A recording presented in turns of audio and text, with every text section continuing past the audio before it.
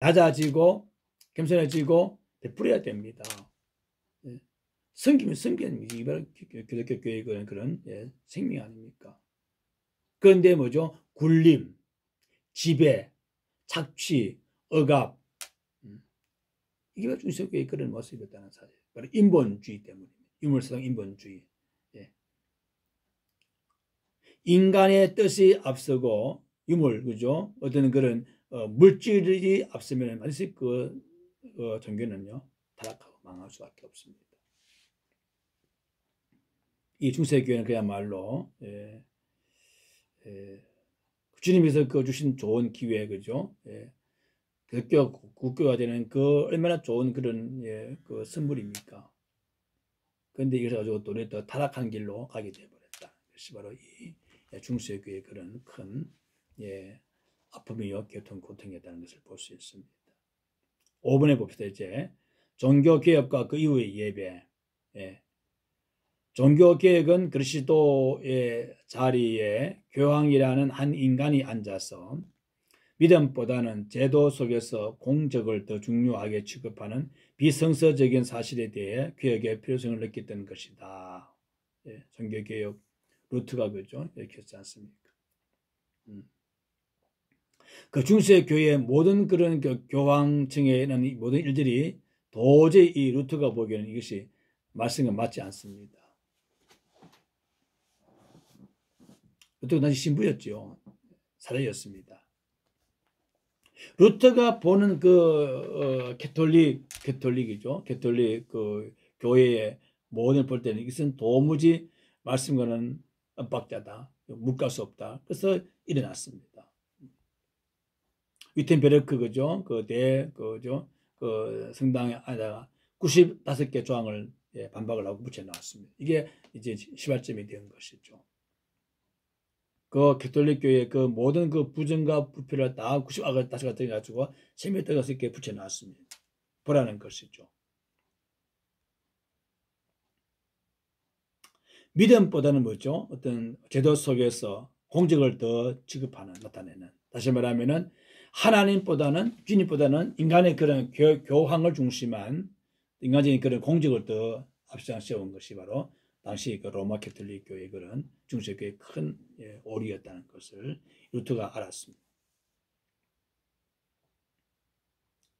지금까지 예전 속에서 강조되어 온 마리아를 비롯한 인간 성자 중숭배를 비롯하여 회중이 알지 못하는 라틴어 집전 등은 시급히 지정되어야 함을 주장하고 있었다.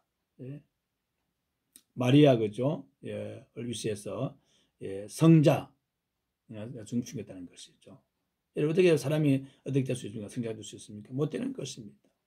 또는 라틴어는 좀 이것은 이제 신부들만 아는 게 라틴어입니다. 모든 평민들은 라틴어를 글을 모릅니다. 이 가지고 계속 집중하니까 전혀 그 예배 그 모든 의식이 그야말로 어떤 그런 신부 중심이었지 평민들의 중심은 아니었다는 사실이죠. 이게 또 그 안에 그런 배단이었다는 것이죠. 당시 종교개혁자인 루터를 중심한 개혁파들은 예배 의식의 전성을 철저히 지키면서 모국어의 활용 속에 회중의 이해와 참여를 시도해 갔다는 것이죠. 그러니까 라틴어를 다 완전히 다 끊어버리고 모국어, 그 예배자의 그런 그 나라의 그런 그 지방의 그 말로서 이렇게 다 예배를 집중하게 됐다는 그런 그러니까 더 많이 참석하게 되지 않습니까? 이게 바로 루터에게 드는 그런 종교의 큰 하나의 그런 의식이 그런 중요한 것이었다는 사실입니다. 쩌빈 걸리와 칼빈과 낙선은 성상 파괴와 함께 성서의 초대교회적인 형태의 예배 의식 회복을 철저히 시행했다. 우리 장로교회 바로 누가 세웠지? 칼빈이 세웠습니다. 장로교회 바로 개혁교회 바로 이제 성상 칼빈인데 이 칼빈은 바로 설교와 성찰을 매주 이렇게 실시하자고 정했습니다. 그러니까 어떤 그런 눈에 보는 의식보다는 뭐죠? 실제적인 말씀과 성찰에 같이 집중하자는 그런 뜻이죠. 이들은 기독교 예배란 말씀 중심의 예배여야 한다는 새로운 확신과 함께 14세기와 15세기의 극치를 이룬 로마 교회 예전의 정면으로 반기를 들게 되었다. 이는 예배의 내용과 형태의 새로운 바람을 일으킨 실로 거대한 계획이었다는 뜻이죠. 예. 로마 캐톨릭 교회는 이제는 순수 것을 잃어버렸습니다. 예. 그 면제부 판매와 마리아 숭배 사상과 또 라틴어로 집전하는 그런 언어, 그 외에 사람을 숭배하는 것을 통해서 그야말로 그 속에 있는 예배의 그런 알맹이, 바로 하나님의 말씀에서 서서히 멀어져 갔다는 것이죠. 여기에 이제 이 루터가 또 반기를 들었지 않습니까? 여러분, 예배는요, 물론 예배 안에 이제 뭐 찬송, 기도, 말씀, 봉헌, 그죠? 뭐 축도 있는데 다 예배가 순서 중요한 것입니다. 그러나 그 속에 말씀이 참 얼마나 중요합니까? 말씀 중심. 모든 의식보다는 뭐죠? 이 말씀이 먼저 앞서야 됩니다. 항상 말씀 선포되면은 그것이 얼마나 강한 힘이 납니까? 로마 캐톨릭 교회는 바로 말씀을 저버리고 어떤 그 인간적인 어떤 의식과 어떤 눈에 보는 어떤 의식과 체면과 그런 화려한 그런 그 의식 속에서 교황과 신부가 더 이렇게 또 보이는, 그러니까 십자가와 주님 십자가 부활을 빙자해서 이용해서 그 쉽게 말하면 이용해서 인간적인 것이 너무나 앞섰다는 것입니다. 이게 중세 교회의 그런 고통에서 이 루터가 종교를 일으킨 것입니다. 종교 개혁을. 하나님의 놀란 뜻이었습니다. 반드시 여러분 종교가 부패하면 나라가 부패할 수밖에 없습니다. 이게 공식이었습니다. 종교가 타락하면 그 나라는 망할 수밖에 없다. 특히 기독교는 더하죠. 기독교 원래는 뭐죠? 종이잖아요. 종. 섬김입니다. 섬김. 일단 오신 바로 주님 뭐죠? 이 땅에 인간을 오신 것은 섬김이죠. 낮아짐, 섬김, 그죠? 비하, 그죠? 비워짐, 그죠? 이게 바로 주님의 기독교 올바른 정신인데요. 이 중세 교회는 그야말로 이 사람이 더 중심이 되어버리는, 이에 이제 루터가 기를 일으켰다는 거죠. 그래서 종교 개혁의 이후의 그 열매는 바로 철저하게 뭐죠? 말씀과 성찬 중심이었다는 거죠. 다시 이제 돌아오는 거죠. 돌아와. 말씀으로 돌아가자는 것이, 초대교회 돌아가자는 것이 바로 이 루터 외치는 그런 종교개혁의 그런 큰 중심이었습니다. 다시 말씀으로 돌아가자는, 초대교회로 돌아가자. 예나 지금은 항상 말씀 중심에 쓰는 그런 신앙은요, 넘어지지 않았습니다. 그러나 미신과 어떤 사람의 공적을 나타내고 어떤 인간 뜻을 세우는 그런 믿음은 오래가지 못했습니다. 반드시 참 진리는요, 고난을 많이 받습니다. 박해를 받을 때 그 박해 속에서 십자가가 보이고 부활이 보여져야 됩니다. 이것이 바로 놀라운 신앙입니다. 순교자가 왜 순교합니까? 그 박해 속에서 지금 십자가를 보았거든요. 주님의 부활을 보았고, 성천하서 하나님보다 우편에 서신 것을 보았기 때문에 순교합니다. 스데반 집사님이 그랬잖아요. 그렇죠? 유대인에게 복음 전할 때에 돌을 맞아서 이렇게 죽어져 갑니다. 그때 스데반 집사 눈에는 바로 천국을 바라보지 않습니까? 주님의 모습을 봅니다. 하나님 보다 우편에 주님 계신 것을 보고, 그것을 보고 마음이, 얼굴이 환해졌습니다. 돌에 맞아 죽어져 가면서도 스데반 집사님은 그 원수의 죄를 용서해달라고 주님께 간절히 아뢰었습니다. 드디어 알지 못해 그랬으니 용서해달라고. 이거 순교자. 그러니까 참 신앙은 박해를 받거나 혹은 평안을 누릴 때나 항상 그 중심은 변치 않습니다. 우리 말씀 볼까요? 시편, 잠언, 전도서죠. 전도서 우리가 전도서 우리 7장을 보겠습니다. 전도 구약 성경이죠. 시편 다음에 잠언 다음에 전도서. 전도서 우리 7장 14절 한 절 봅니다.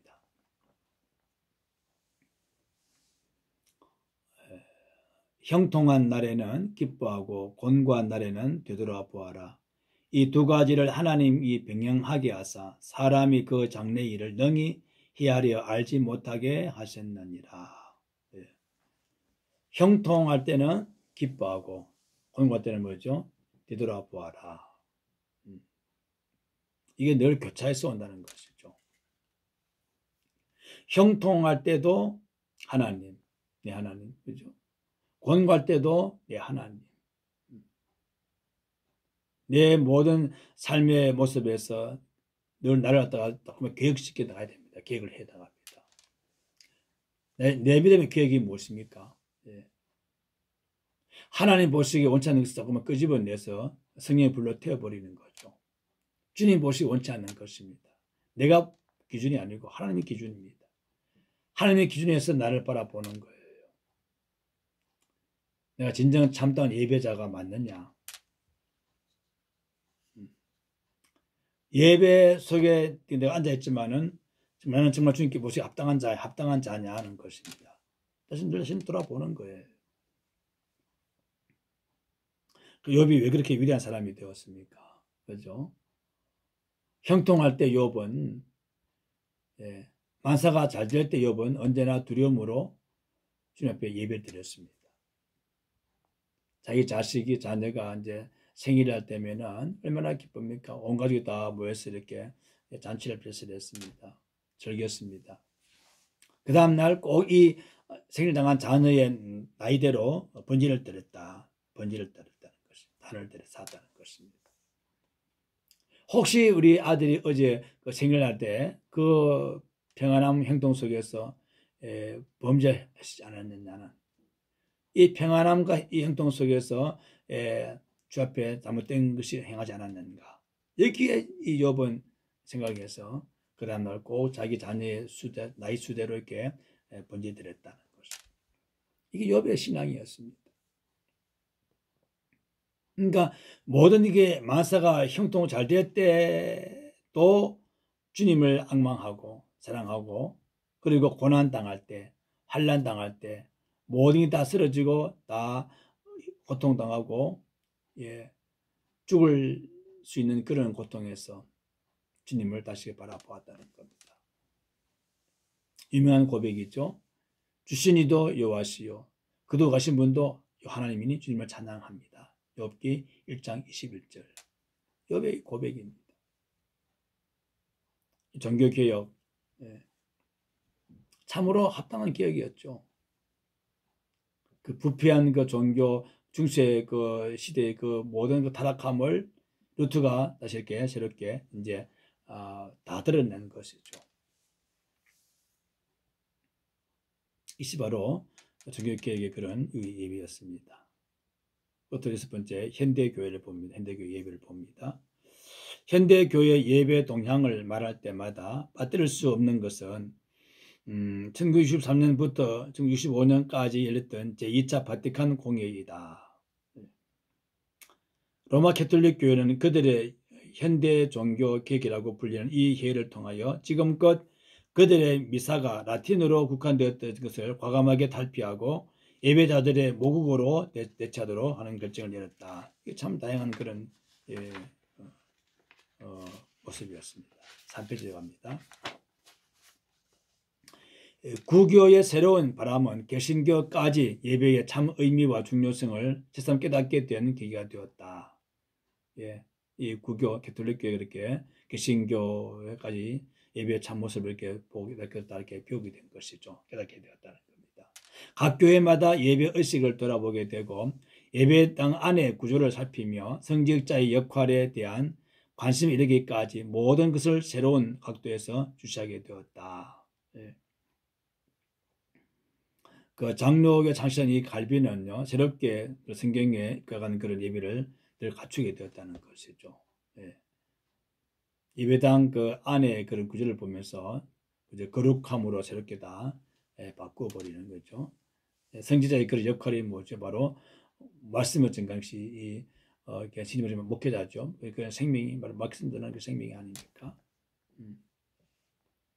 그 때문에 어떤 그 예배 의식보다는 말씀 중심의 그런 역할, 이 바로 성직자의 그런 역할이었습니다. 예배 의식에도 칼빈과 같은 개혁자들이 주장했던 예배의 부름, 죄의 고백, 용서의 선언과 같은 순서를 넣어서 훨씬 다양한 의식을 갖추기에 이르렀다. 예. 이게 바로 이 현대교의 그런 예배의 그런 갈비인의 그런 예배 의식이었죠. 예배의 부름과 그리고 죄의 고백과 또 용서의 선언, 이게 참으로 귀하지 않습니까? 그 예배에서 먼저 말하겠죠. 처음에 회개가 중요하다는 것을 말씀했습니다. 반드시 내가 죄를 고백하고 그 다음에 죄사함 받음을 내가 선언을 내가 받아야 되는 것이죠. 용서의 그런 선언이 아닙니까? 지금도 그 많은 교회를 이렇게 합니다. 예배 안에 그렇죠. 이제 그 죄의 고백이 있고 또 사죄의 그런 은총 선언이 선포가 있지 않습니까? 예배하는 그 모습이었습니다. 그래서 그 예배의 그런 존엄성을 바로 그야말로 삶의 최고 가치죠. 그러니까 예배의 그런 귀함을 알아야 된다는 것입니다. 그다음 말씀 나오죠. 예배의 예전을 되찾으려는 현대 교회들의 경향은 많은 성도들에게 하나님 앞에 드리는 예배의 존엄성을 인식시켜 주었으며 마음과 뜻과 정성을 다하여 행하는 예배의 의미 속에 구체화된 의식의 회복을 받을 수 있게 되었다. 그 많은 현대 교회에 있어서 예배는 바로 최고로 그런 존엄성을 보여주는 것이라는 거죠. 마음과 뜻과 정성을 다하는 그런 예배. 그러니까 뭐죠? 삶 속의 거룩함을 유지하는 그런 예배. 이게 참으로 귀한 예배입니다. 어떤 의식과 어떤 제도 속에 있는 그런 예배 중요하지만 성전 예배죠. 성전 밖에 나와서 생활 예배. 이것이 참으로 귀하다는 거죠. 한 주간 생활 예배를 통해서 한 주에 그죠? 성전 예배가 더 아름답게 되는 것이 이게 조화가 아닙니까? 예. 한 주간의 내 삶의 자리에서의 그런 빛과 같은 소금의 그런 예배 현장을 통해서 이 고스란히 그걸 가지고 주일날 성전에서 예배를 드리는 주님이 얼마나 기뻐하시는지 모릅니다. 서로 상호 관계가 있는 것이죠. 예. 그리고 성전 예배에서 우리가 은혜 받고 능력 받아서 성전 밖에 나가서 삶의 자리에서 빛과 소금을 이렇게 힘있게 복음 전하는 것, 거룩함을 나타내는 것, 이 두 가지가 서로 다야말로 중요하다. 서로 믹스가 될 때 이게 중요하다는 사실입니다. 성전 예배에 따로 그리고 내 삶의 자리에서 예배에 따로 삶의 자리가 분리되는 이게 아니지 않습니까? 서로 하나가 되는 것입니다. 하나가 된다. 내가 부모 앞에서 내가 부부 그죠? 남편과 아내 앞에서 자녀 앞에서 참된 그 삶의 모습을 보여주느냐 예배의 모습을 보여줘야 되는 것이죠. 이것이 바로 주님 받으시는 그런 예배의 모습이다. 이 현대교회의 그런 삶의 모습인 거죠. 이러한 현대교회의 예배의 변화는 미국뿐만 아니라 세계의 개혁교회 속에 확산되어 가면서 단순히 듣는 예배만이 아니라 드리는 예배도 겸해야 한다는 당위성을 깨닫고 이를 힘써 추구하기를 이르렀다. 즉 보고 듣고 느끼는 시청각적인 그런 예배와 함께 실제로 체험 경험되는 그런 예배가 되게 하라 그런 뜻입니다. 이 결론이죠. 내가 보고 듣고 내가 실제로 느끼는 그래서 결단하고 이제 내 생활 속에 들어가서 내 삶의 경험하는 거죠. 접목시켜서 내 삶에 내가 실제화되는 것입니다. 실제화시키는 것. 그러니까 내가 시청각적인 그런 예배를 삶의 자리에서 실체화시키는, 이것이 바로 진정한 살아있는 그런 예배의 참된 모습이라는 그런 말씀입니다. 삶이 안 바뀌어도 예배만큼은 바뀌지 않아야 되죠. 예배는 삶의 본질입니다. 예. 본질은 뭐죠? 생명보다 위에 있는 것이 본질입니다. 본질. 예. 바로 거룩함이죠. 예배, 믿음, 이것은 최고의 본질에서 생명을 다스리는, 생명을 지배하는, 이게 바로 천국의 본질 예배입니다. 정치, 경제, 사회, 문화, 국방, 모든 게 다 바뀌어져도 예배만큼은 바꿀 수 없는, 바뀌지 않는. 그 전쟁의 그 포화 속에서도, 그죠? 예배가 살아있는. 흥겨운 잔치 속에서도 예배가 살아 역사하는. 이것이 바로 예배의 존엄성이라는 것입니다. 이게 현대교회의 생명이라는 것입니다. 예배의 생명이. 요즘같이 어떻습니까? 요즘 코로나 때문에, 그죠? 성전에서 예배 드리지 못하지 않습니까? 이렇게 온라인 예배가 되는 것인데, 이게 좀 안타깝습니다만은, 다시 회복이 되어야 되지 않겠습니까? 그때가 얼마나 그립습니까? 성전에서 드리는 예배가 참으로 그립습니다. 너무너무 이렇게 드리고 싶습니다. 이번 기회에 정말 예배의 그런 존엄성을 우리가 깨달으면 좋겠습니다. 예배의 귀함을 알고 적극적으로 내가 주님께 나아가는, 힘있게 나아가는, 이번 예배학을 통해서 다시금 여러분, 우리 신학원생들 모두 다 예배에 관한 그런 이 흐름을 쭉 이렇게 이제 알고, 앞으로 내게 주어진 그 어떤 그 삶의 모습 속에서도 내가 예배를 소중히 함으로 인해서 주님이 참 기뻐하시는, 예배가 내 삶을 이끌어 가야 되는 것입니다. 이것이 바로 제일 중요한 순서지요. 어떤 삶의 그 모습 속에서도 예배가 빛을 발해야 되는 것입니다. 즉 주님과의 그런 교제적 교제와 그런 만남의 예배가 아닙니까?